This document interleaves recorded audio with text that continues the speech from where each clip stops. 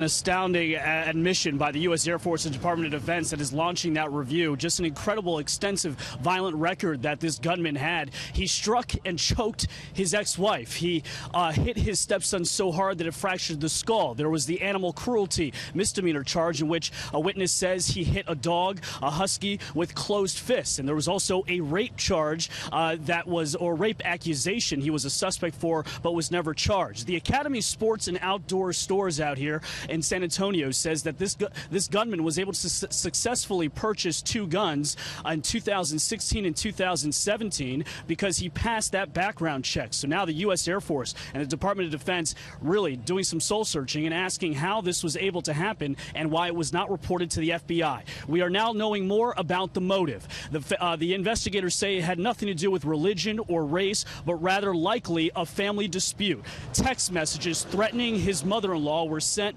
before the shooting. We're also reportedly hearing that among the victims was his grandmother-in-law. The mother-in-law was known to attend this church but was not inside the church at the time. Also, we're now learning more about the extent of this gunman's injuries. We know that as he was in that vehicle and died, he shot himself in the head, but before that he called his father telling him that he thought he wasn't going to survive because of two gunshot wounds he received from that hero resident who engaged the suspect outside of the church. Listen to what authorities said yesterday.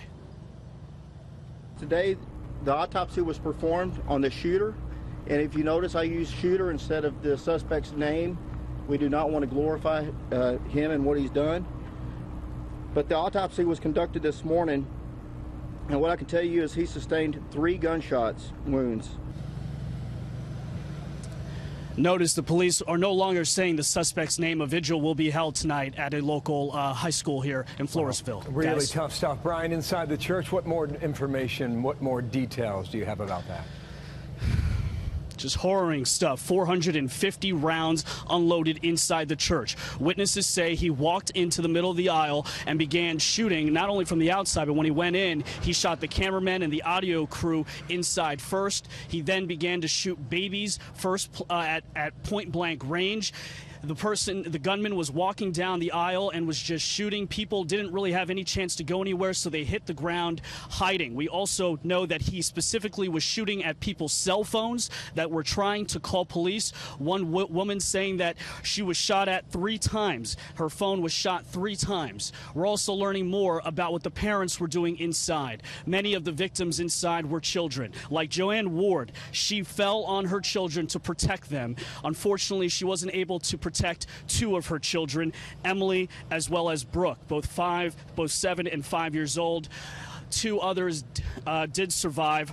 Her 9-year-old daughter and her 5-year-old son, Ryland. Ryland is in the hospital right now. He is recovering at University Hospital with 5 gunshot wounds. He walked into this church and said, quote, "Everyone die." Expletive, according to a witness. There are now at least 13 victims still in the hospital. 4 of them are children.